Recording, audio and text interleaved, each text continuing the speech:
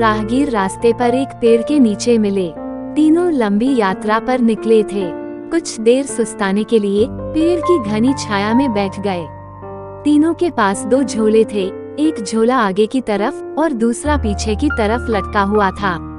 तीनों एक साथ बैठे और यहाँ वहाँ की बातें करने लगे, जैसे कौन कहाँ से आया, कहाँ जाना है, कितनी दूरी है, घर में कौन कौन है, ऐसे कई सवाल जो अजनबी एक दूसरे के बारे में जानना चाहते हैं। तीनों यात्री कद काठी में समान थे, पर सबके चेहरे के भाव अलग अलग थे। एक बहुत थका निराश लग रहा था, जैसे सफर ने उसे बोझिल बना दिया हो। दूसरा थका हुआ था पर बोझिल नहीं लग रहा था, और तीसरा अत्यंत आनंद में था। एक दूर बैठा महात्मा इन्हें देख मुस्कुरा रहा था।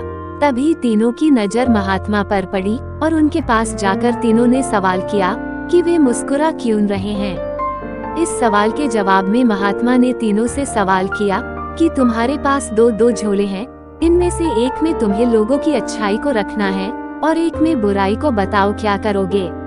एक ने कहा मेरे आगे वाले झोले में मैं बुराई रखूंगा ताकि जीवन भर उनसे दूर रहूं, और पीछे अच्छाई रखूंगा। दूसरे ने कहा मैं आगे अच्छाई रखूंगा ताकि उन जैसा बनूं और पीछे बुराई ताकि उनसे अच्छा बनूं।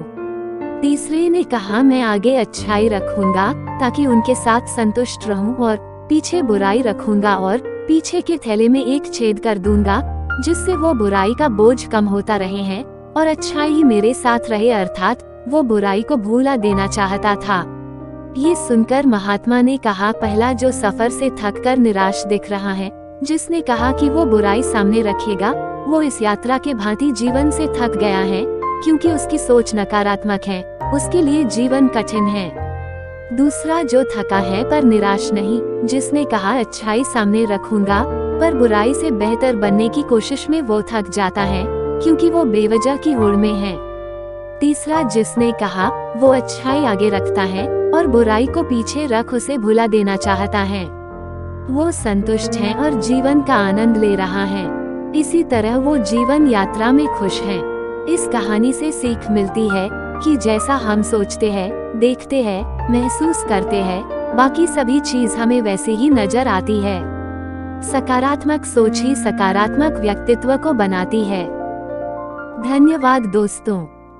वीडियो अच्छी लगे तो इस वीडियो को लाइक, सब्सक्राइब और शेयर करना मत भूलना।